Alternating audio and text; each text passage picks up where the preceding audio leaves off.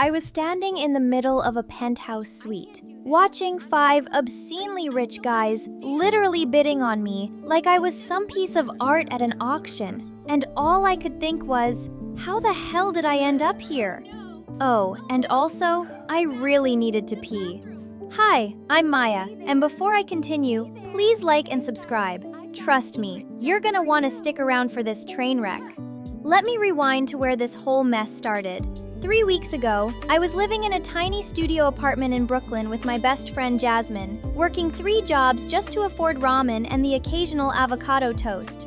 My life was basically a never-ending cycle of exhaustion with occasional bursts of laughter when Jasmine and I would stay up late watching videos. "Maya, you need to download this app," Jasmine said one night, shoving her phone in my face. "What is it? Another dating app where guys send unsolicited pictures of their..."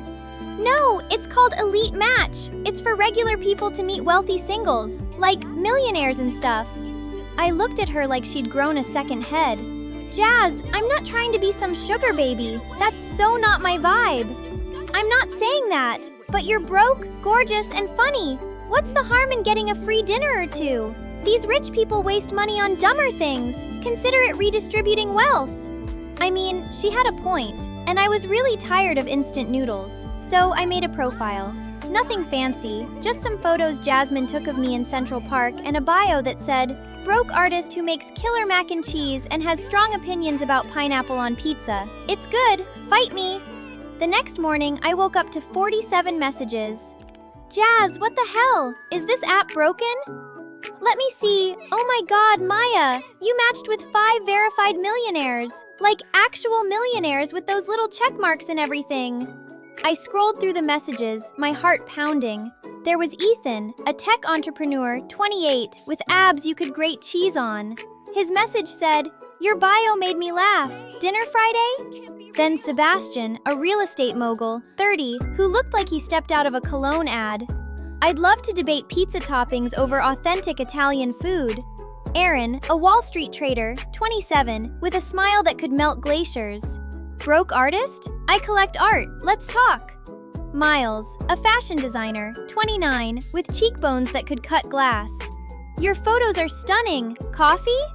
And Kai, a hotel chain heir, 26, with the kind of eyes that made you forget your own name. "Mac and cheese, huh? I own a restaurant. Want to show the chef your recipe?" "This has to be fake," I said, my hands shaking. "People this hot and rich don't exist in the same city as people like me." "Girl, take the compliment and pick one for dinner." Here's the thing, I couldn't decide, so I did something incredibly stupid. I said yes to all of them. Different nights, obviously. I wasn't trying to create a reality TV show.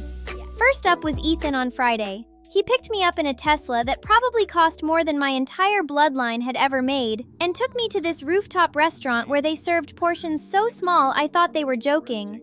"So you're an artist?" he asked, his blue eyes focused entirely on me. "I mean, I paint when I can afford supplies. Right now I'm more of a professional barista/dog walker/retail associate." "That's 3 jobs. When do you sleep?" "Between Tuesday and Thursday if I'm lucky." He didn't laugh at my poverty like I expected. Instead, he leaned forward, genuinely interested. "What would you paint if money wasn't an issue?" I stared at him, caught off guard by the question.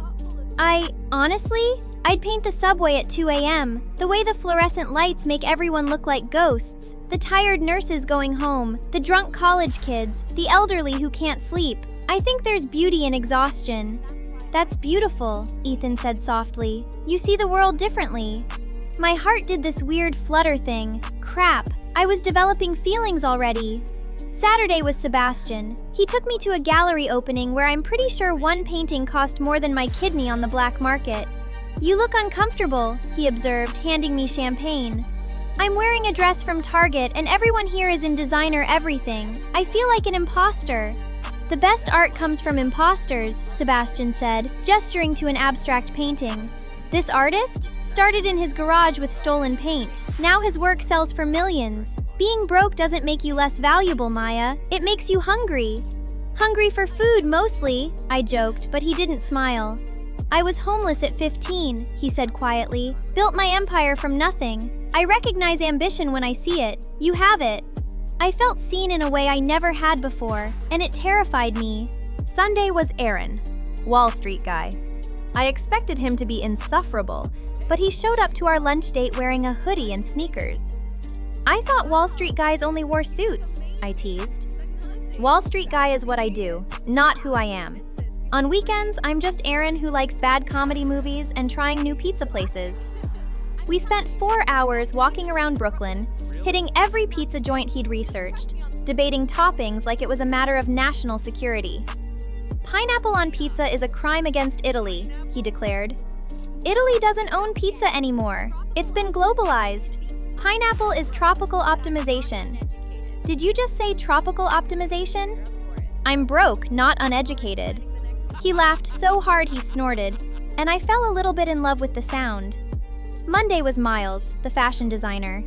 He took one look at my outfit and immediately dragged me to his studio. "This is a crime," he said, gesturing at my jeans and t-shirt. "Excuse me? You have the bone structure of a goddess and you're hiding it in... Is that from H&M? H&M is expensive for me, so yeah, and I'm proud of this shirt, thank you very much." 3 hours later, I was wearing a custom dress he'd literally made while I sat there, and I barely recognized myself in the mirror. "This is who you are," Miles said, standing behind me.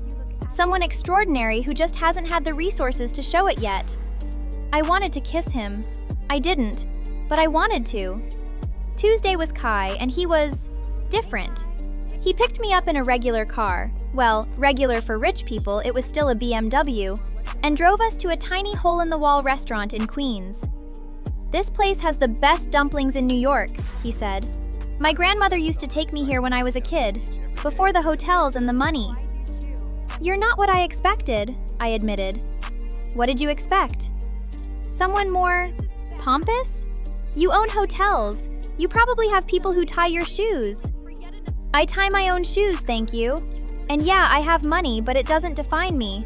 My grandmother raised me to value people over profit. Money just makes life easier. It doesn't make you better." I felt my walls crumbling. This was bad, very bad. That night, I came home to find Jasmine waiting up for me. "Okay, spill. How are the dates going?" "Jazz, I'm in trouble." "Good trouble or bad trouble?" "I like all of them, actually like them.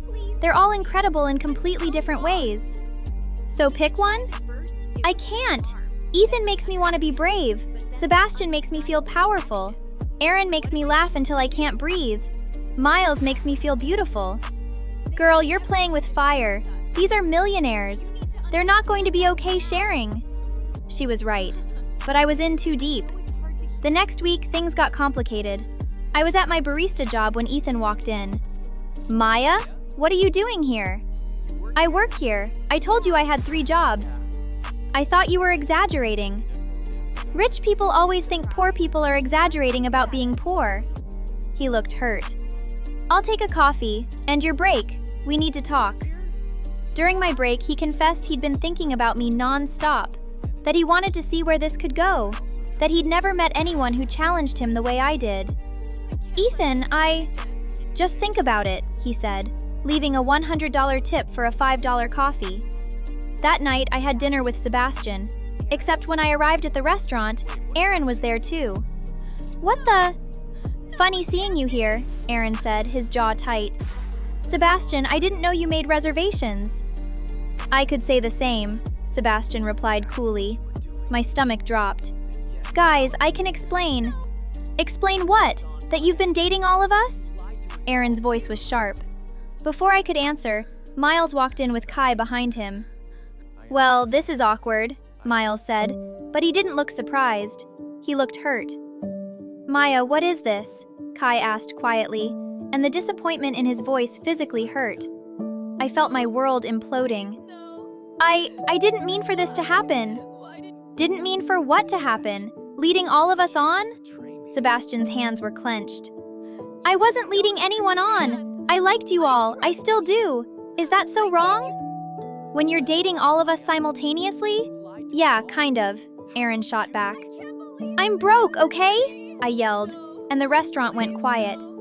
"I'm so broke that I was excited about free dinners, but then I actually got to know you and you're all amazing. and I caught real feelings, and now I'm terrified because I don't know how to choose.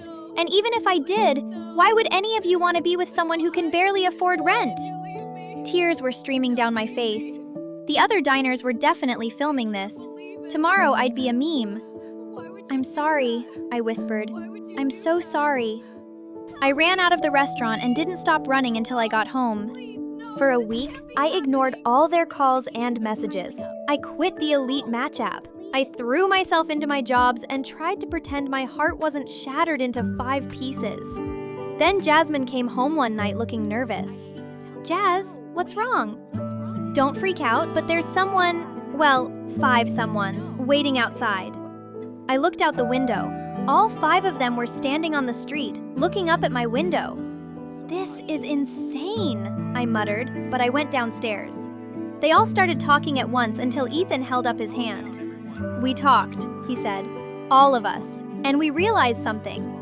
We're all idiots, Aaron continued. We got upset that you were seeing all of us, but none of us asked if you were exclusive. We just assumed. And we ganged up on you in that restaurant like entitled jerks, Miles added. You were honest about being broke, Sebastian said. You never pretended to be something you weren't. We're the ones who showed up trying to impress you with money. We put you in an impossible position, Kai finished. And we're sorry. I felt tears welling up again. I don't understand. What are you saying? We're saying we want you to choose, Ethan said. Not because you have to, but because you want to. And whoever you don't choose, we'll respect it. But you're all so different. You all make me feel different things. How am I supposed to? Close your eyes, Kai interrupted. What? Just trust me. Close your eyes and tell me, when you think about the future, about being truly happy, who do you see? I closed my eyes. My mind raced through memories. Ethan's intensity, Sebastian's understanding, Aaron's laughter, Miles's creativity, Kai's warmth.